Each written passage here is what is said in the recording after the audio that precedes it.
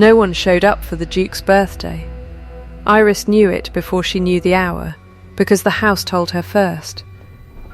The kitchen fires burned low instead of high. The good silver stayed in its cloths.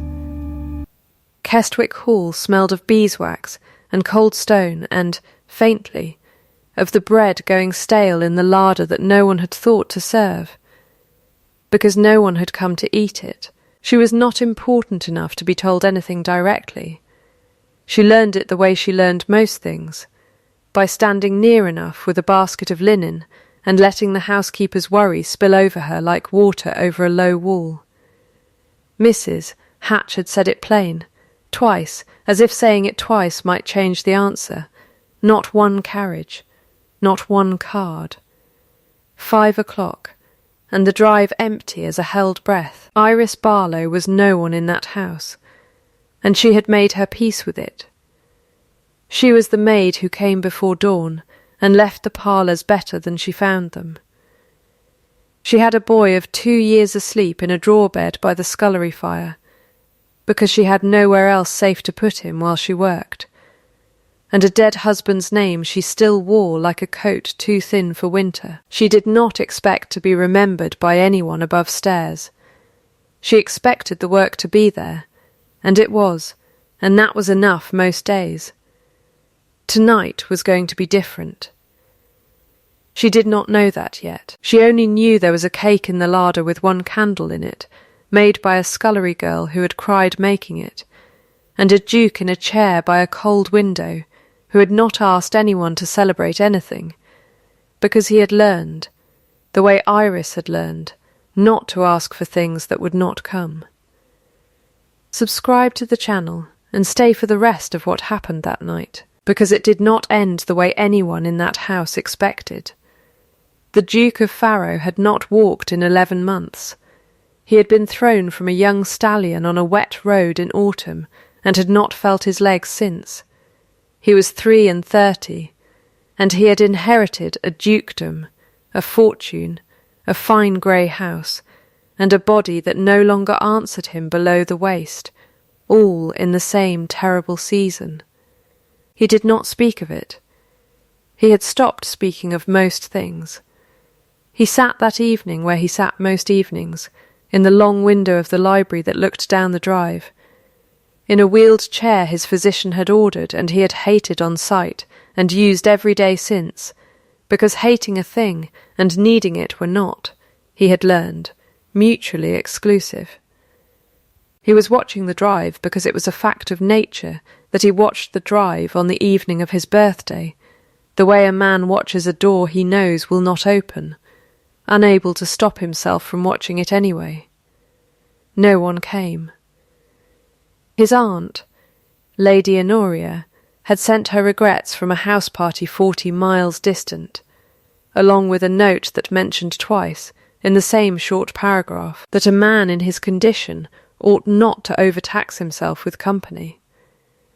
His cousin Roderick, whom Honoria had put forward with increasing frequency as a man capable of managing what the Duke, in her careful phrasing, might find burdensome, had sent nothing at all.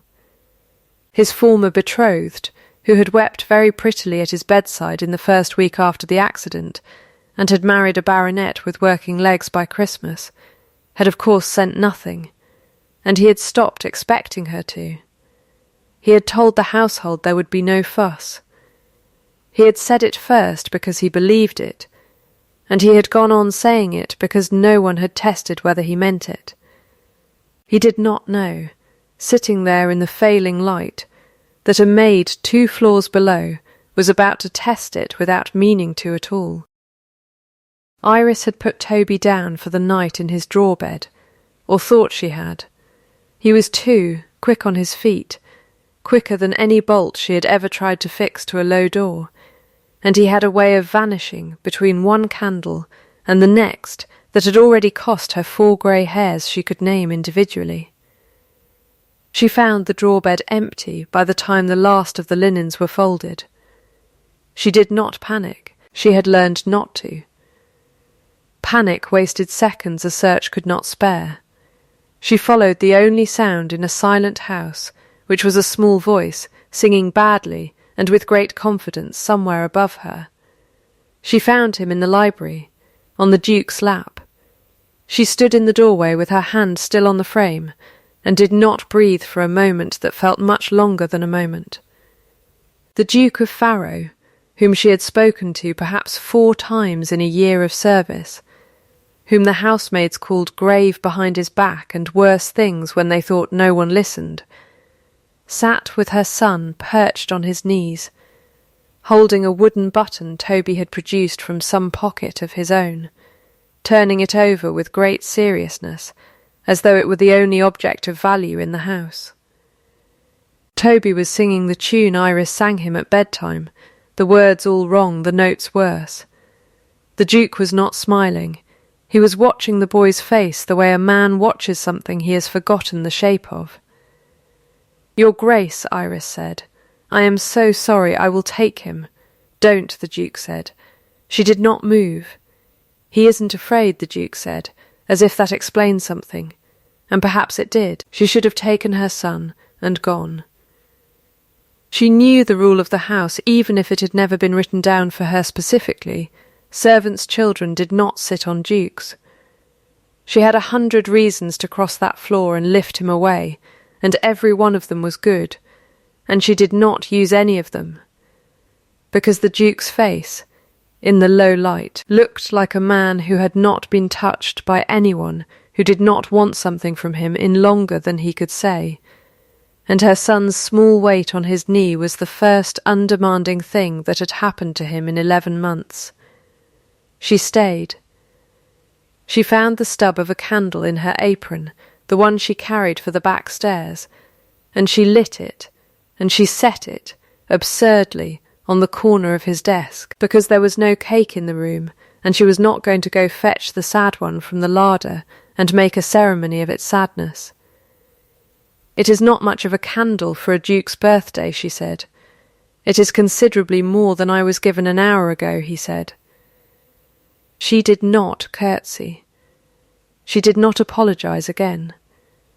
She sat down on the low stool by the cold hearth, because her legs had simply stopped holding her up properly, and she watched her son turn a wooden button over and over in a duke's hands, and for a while none of the 3 of them said anything at all. She did not know then that the Duke of Farrow had been the one, 8 months before, who had sent a physician from the county town in the dead of a February night when her boy's fever would not break and she had no coin for a doctor, and had been too proud or too frightened to ask anyone for one. She did not know he had given the order himself, and told the physician plainly never to give his name. She thought the man in the chair was a stranger to her, in every way that mattered. She was wrong about that, and had been wrong about it for 8 months, and would go on being wrong about it for a while yet, because he had built his concealment carefully, and he was not, by nature, a man who confessed things easily, even things that did him credit. Iris carried Toby back to his draw-bed, with her heart going harder than the errand required. She told herself it was fear of dismissal. She was nearly convinced. Mrs. Hatch was waiting in the passage with a candle and an expression Iris could not read.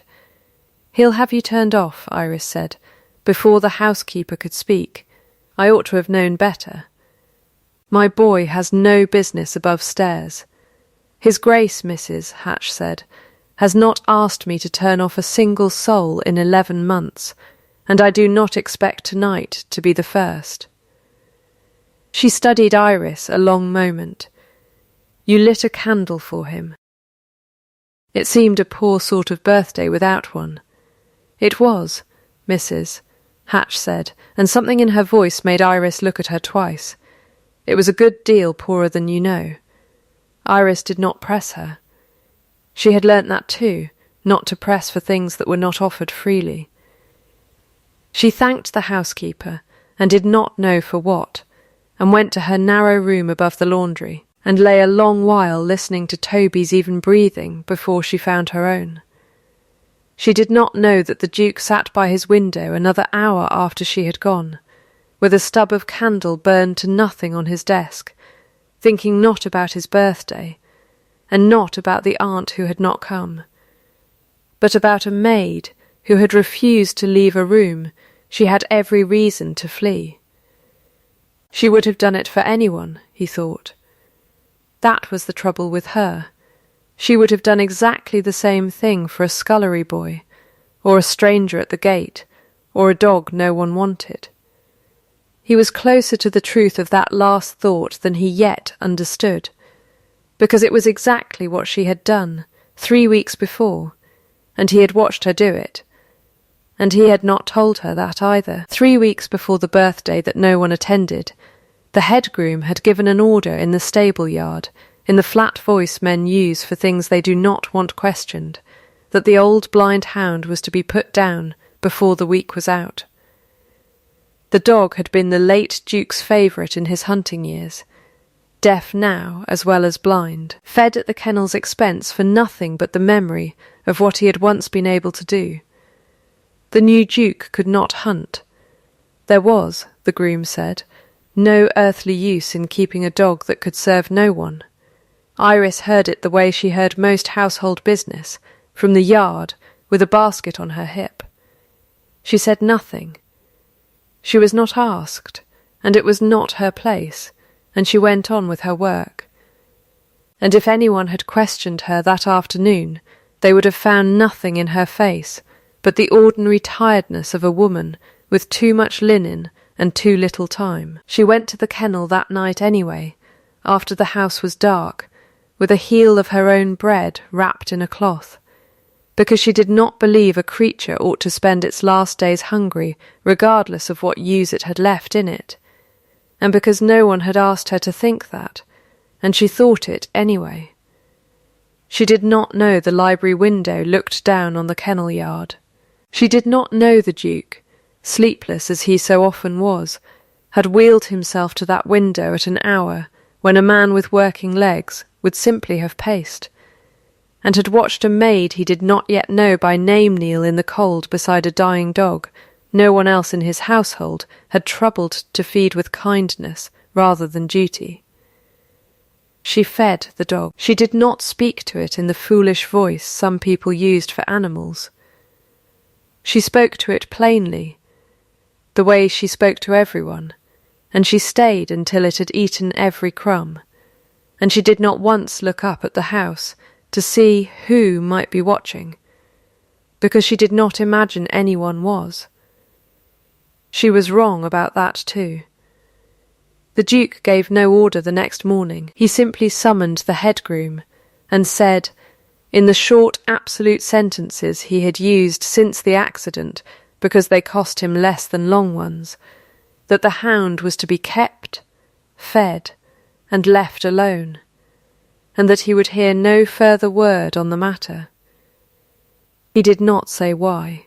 He did not say he had seen a maid on her knees in the frost, feeding a dying dog with her own bread, and asking nothing of anyone for it. He thought of it for 3 weeks before his birthday came, and went unmarked by anyone but a stub of candle and a boy with a wooden button, and by the time Iris lit that candle he had already decided, without quite admitting it to himself, that she was the only honest creature left in his house. He did not know then that his decision would be tested a good deal sooner than he expected, and by someone considerably crueler than a head groom with an order to fill. Lady Honoria Vale returned to Kestwick Hall 4 days after the birthday no one attended, trailing an apology so thin it did not survive the front hall. She was the Duke's aunt by his father's blood, widow of an earl, and she moved through his house with the settled certainty of a woman who believed she had been managing it, in all the ways that mattered, since the accident had made her nephew, in her private estimation, no longer capable of managing anything himself. She had brought with her, as she often did, her nephew by marriage, Roderick, a mild young man with soft hands, and a habit of agreeing with whoever had spoken last. Her plan for him was not subtle to anyone who troubled to look. He was to be made steward, then heir presumptive in fact if not in name, then. God and the courts of chancery willing, master of an estate that a broken man could no longer be trusted to hold. She found her nephew, 4 days after his unattended birthday, unusually settled. She found this suspicious before she found it pleasant. "You look well," she said, in the tone of an accusation.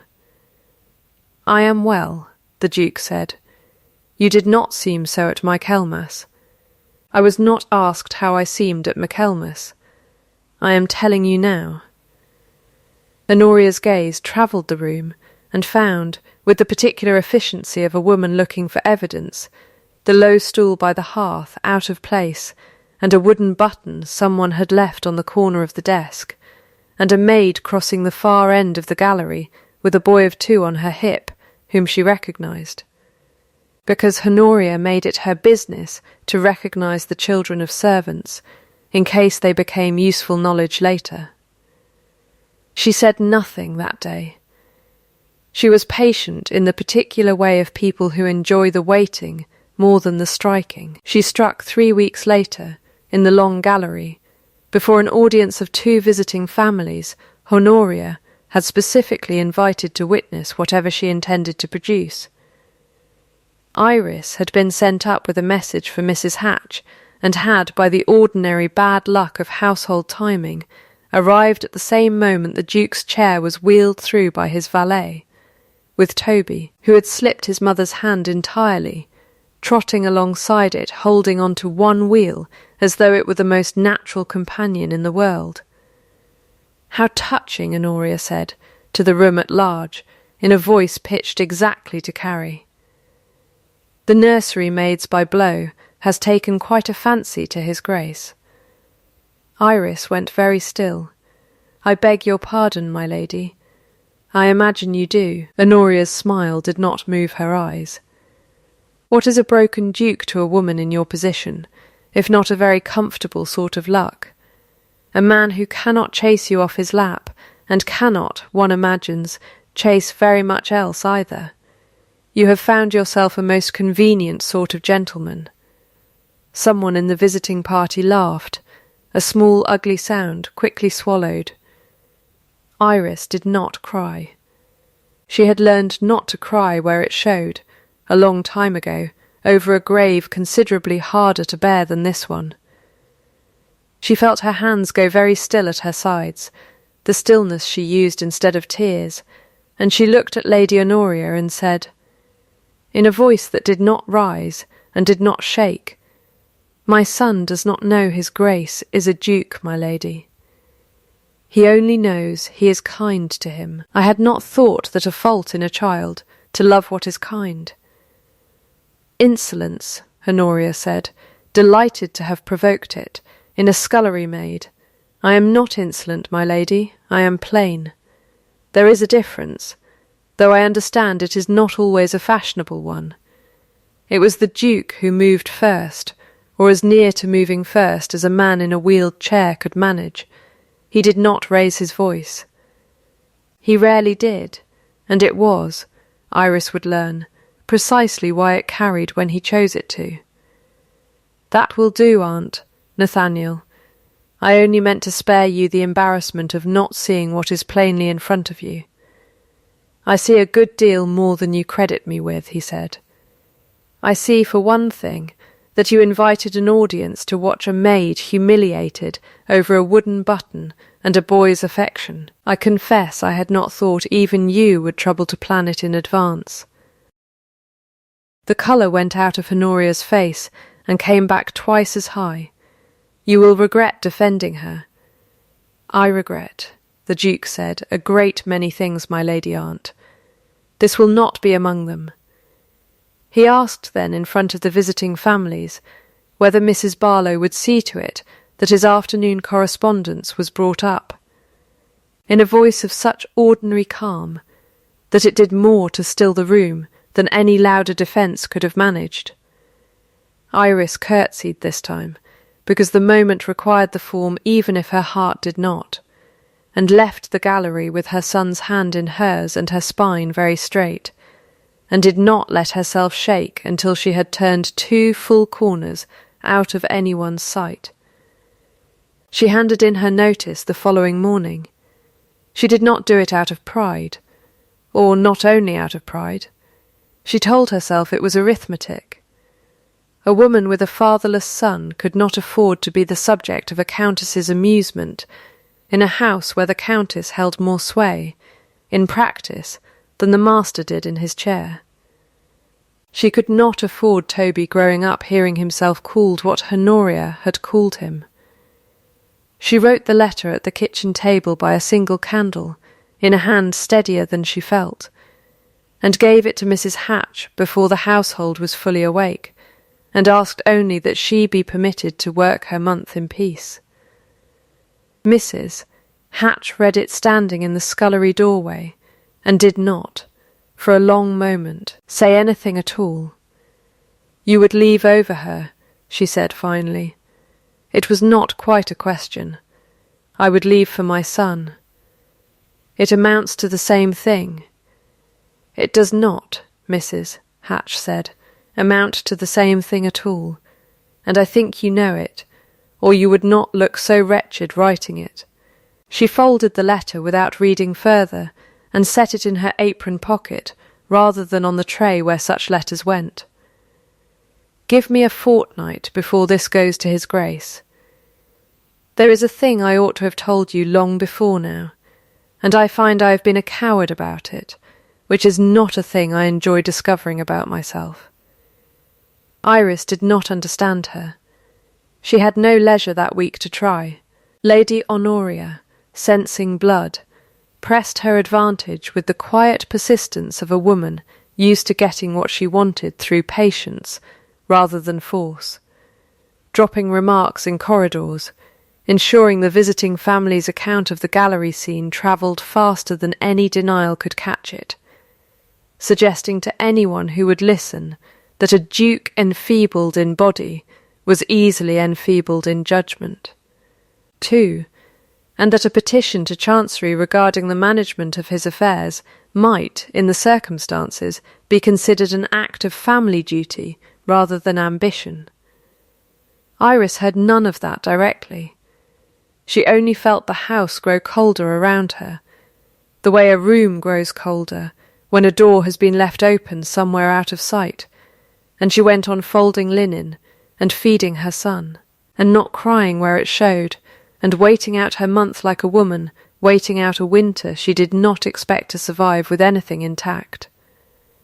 She did not know, in that week, that the Duke had asked Mrs. Hatch twice why the nursery maid had stopped bringing his correspondence up herself, and had been told, both times, only that Mrs. Barlow was much occupied, which was true, and left out entirely why. Mrs.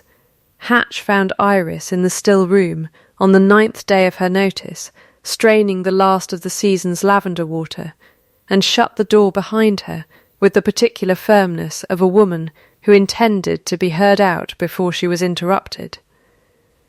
"I want to tell you a thing," she said, "and I want you to let me finish it before you say a word, because I have been turning it over a fortnight, and I will lose my nerve if you stop me." Iris set down the muslin and waited. "Do you recall the winter your boy took the fever? The bad one, in February, when you had no coin for the physician, and I found you sitting up with him wrapped in every blanket in the house, praying over him like the roof was coming down?" "I remember it," Iris said. Her throat had gone tight without her permission.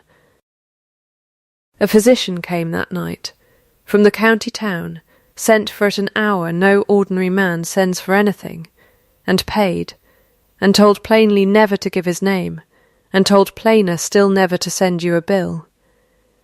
Mrs. Hatch's hands, usually so steady, were twisting a corner of her apron.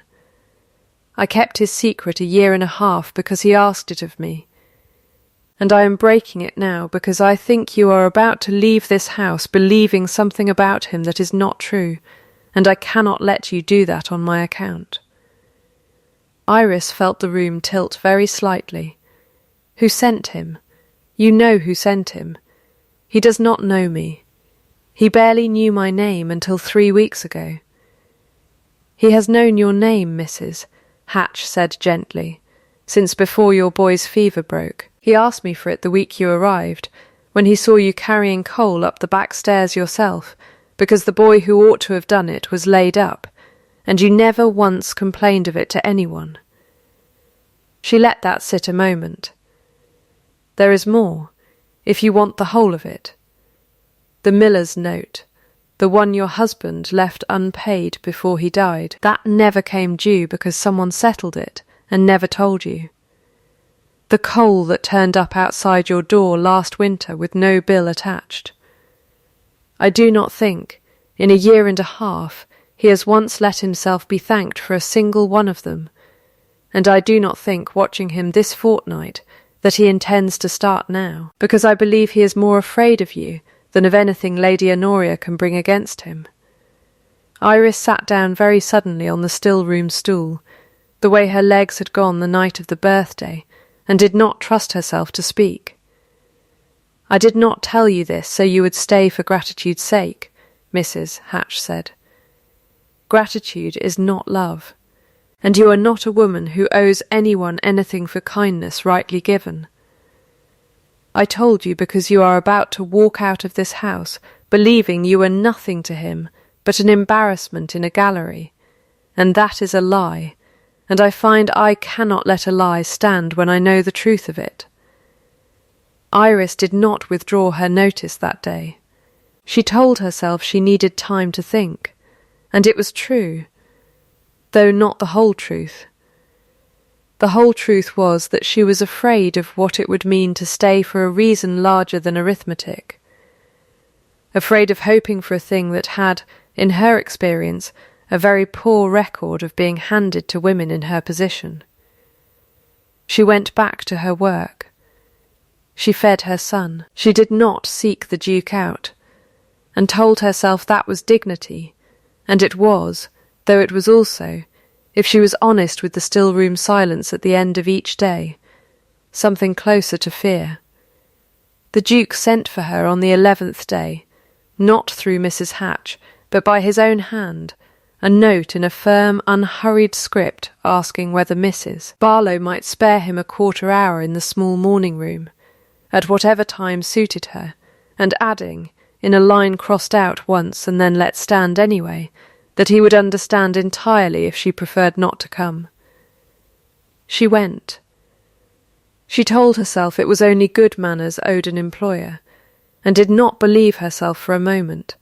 The small morning-room faced east, and caught the last of the afternoon warmth in a way the great library never did, and was, Iris would think later, the only room in that enormous cold house that had ever felt like it was built for 2 people rather than for show. A fire had been lit, though the day did not strictly require it. Tea sat untouched on the low table. The Duke had positioned his chair by the window, not looking at the drive this time, but at the door, waiting for her. "You handed in your notice," he said, before she had properly crossed the threshold. "Yes, Your Grace. Because of my aunt. Because of a great many small things, Your Grace, of which your aunt was only the loudest." He studied her a long moment, the way he had studied Toby's button on his birthday, as though trying to memorize something he expected to lose. "I have not been honest with you," he said. "I find, now that the moment has come to correct it, that I do not know how to begin, so I will simply begin badly, and trust you to forgive the clumsiness of it." She said nothing.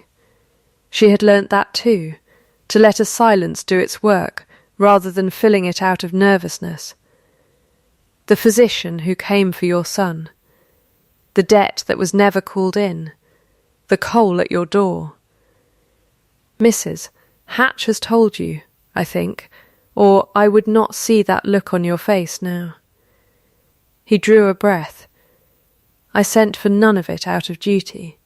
I am not, whatever my aunt believes, a man who does his duty by every servant in this house with such particular attention. I did it because I had watched you, some months before, feed a dying dog with your own bread at an hour when you believed no living soul was awake to see it, and ask nothing of anyone for it, not thanks, not notice, not so much as a kind word from the groom you defied. I wanted to know what kind of woman does a costly thing for a creature that cannot repay her, and expects nothing for it. I have spent 1.5 years finding out. From a distance I told myself was discretion, and was, if I am honest with you now, closer to cowardice. You watched me, Iris said slowly. From the library window.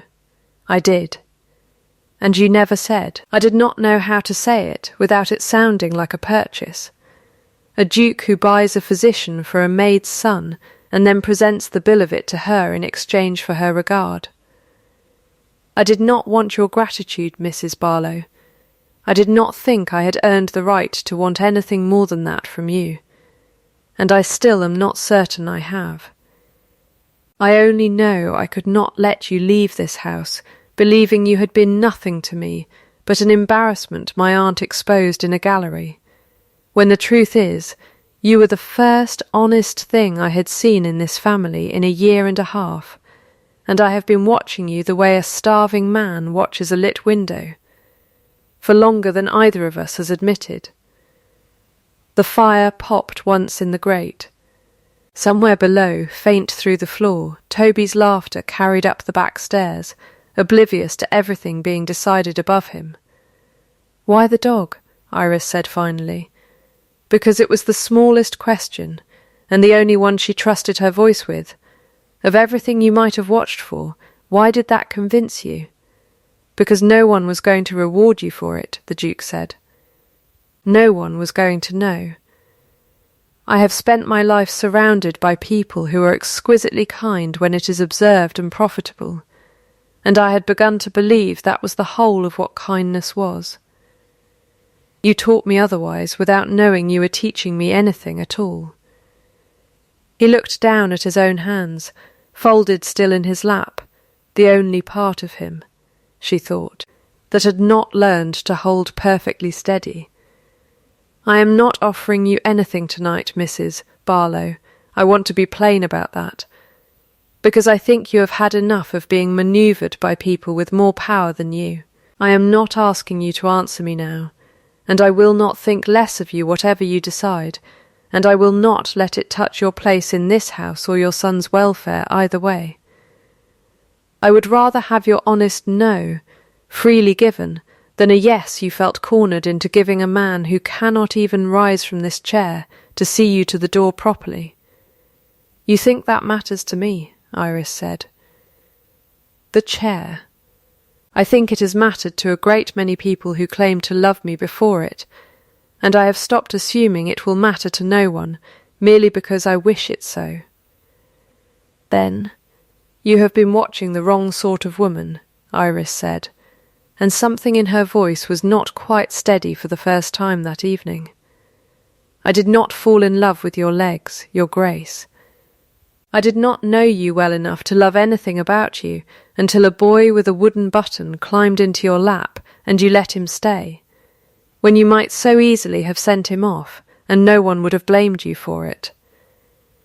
I loved you a little for that, before I had any notion what you had done for my son in the dark of a February night. I nearly did not survive myself. He looked at her then, the way he had not let himself look at anyone in 11 months, without guarding it, without the careful stillness he wore like armour in every other room of that house. "Say that again," he said. Slowly I find I want to be certain I have heard it correctly. I loved you a little, Iris said, before I knew what you had done. I love you considerably more, now that I do. That is the whole of my answer, your grace, and I do not require a fortnight to give it, though you were kind to offer me one. He asked then if he might take her hand, and she gave it, and he drew the glove from it himself, finger by finger, with the same unhurried care he had given the wooden button on his birthday, as though it were the only object of value in the room, and pressed his mouth once, briefly, to her bare knuckles, and did not let go of her hand for a long while after. "I would ask one thing of you," Iris said, when she trusted her voice again. "Whatever comes, however hard your aunt makes it, I would be spoken to plain. Not managed, not protected from unwelcome truths the way a duke protects a delicate thing. I have had enough of people deciding what I am strong enough to hear. You have my word," he said. "It is, I think, the only thing I have left that my aunt cannot take from me, and I find I would rather give it to you whole than keep any part of it in reserve." "Then, your grace," Iris said. "Yes, it is the only word I find I need." Lady Honoria brought her petition to Chancery within the month, and it failed within the week, for the simple reason that a duke who could dictate correspondence, manage his own estate books, and stand before a magistrate's clerk to answer every question put to him with perfect clarity, was not, by any measure the law recognised, an incapable man. She left Kestwick Hall before the spring planting, for a smaller house in a quieter county, and the invitations she had once sent by the dozen went unanswered by a household that had finally learned it owed her nothing. Roderick married a mild young woman of his aunt's choosing, and was, by all reports, entirely content to never again be spoken of as anyone's heir presumptive.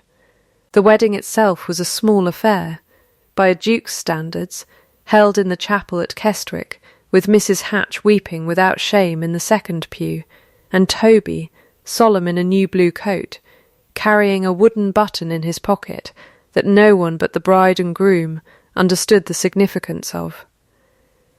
A year later, almost to the day, the fire in the small morning room burned the same as it had the evening of the confession, and the old blind hound slept before it, fat and unbothered, on a cushion that had somehow become permanently his. Toby, 3 now and considerably steadier on his feet, sat on the rug, building a tower of wooden blocks, with the fierce concentration only a small child can bring to a task of no consequence whatsoever. The Duke sat in his chair by the window, not watching the drive this time, but watching his wife cross the room toward him, with 2 cups of tea balanced with the same plain competence she brought to everything. She set the cups down. She took his bare hand in hers, the glove already off, the way it so often was between them now, and their fingers laced together and did not let go. Not when Toby knocked his tower flat and laughed at the wreckage of it. Not when the hound stirred and sighed and settled again, not for a long while after the light outside had gone soft and gold and then to dusk. It is a small thing, most nights, to be seen. It is the only thing that ever proves what a person truly is, when they believe no one of consequence is watching at all. If this story stayed with you, the way a quiet kindness sometimes does, long after the loud things are forgotten, then subscribe to the channel so you never miss the next one. I would love to know, in the comments, what you think finally convinced the Duke, the dog by the kennel fence, or the boy with the wooden button. Come back soon. There is always another quiet person in these stories, doing a good and costly thing when they believe no one is watching, and another Duke, somewhere, learning to see it